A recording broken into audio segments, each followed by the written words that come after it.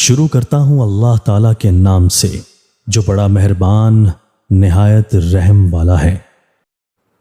حضرت ابو ہریرہ رضی اللہ تعالیٰ عنہ فرماتے ہیں کہ رسول اللہ صلی اللہ علیہ وآلہ وسلم نے فرمایا، حقیقت یہ ہے کہ اللہ تعالیٰ نے میری امت کے لوگوں کے ان وسوسوں کو معاف کر دیا ہے جو ان کے دلوں میں پیدا ہوتے ہیں، جب تک کہ وہ ان وسوسوں پر عمل نہ کریں اور ان کو زبان پر نہ لائیں۔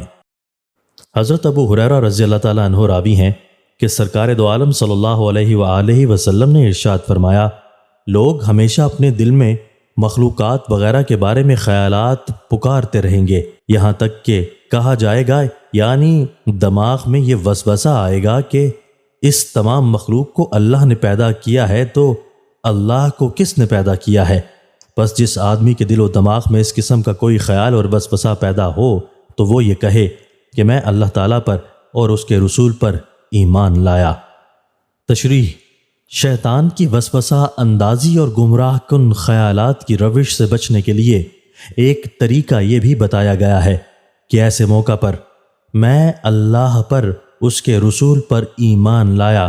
پڑھنا چاہیے۔ اس کلمہ کے ورد کے ذریعے زبان یہ اقرار و اعتراف کرے گی کہ میں اللہ کی ذات پر اور اس کے سچے رسول پر ایمان رکھتا ہوں، جس نے ہمیں آگاہ کیا ہے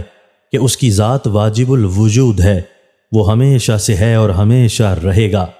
اس کو کسی نے پیدا نہیں کیا بلکہ تمام جہاں کا اور تمام چیزوں کا وہی خالق ہے۔ وہی دل و دماغ میں ان باتوں کی صحت و صداقت کا یقین راسخ ہوگا اور ذہن و فکر کو برے خیالات سے تحفظ و سلامتی حاصل ہوگی،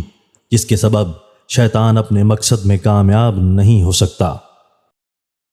دوستو، اللہ تعالی ہمیں ان احادیث مبارکہ پر عمل کرنے اور اپنی زندگیوں کو سنوارنے کی توفیق عطا فرمائے۔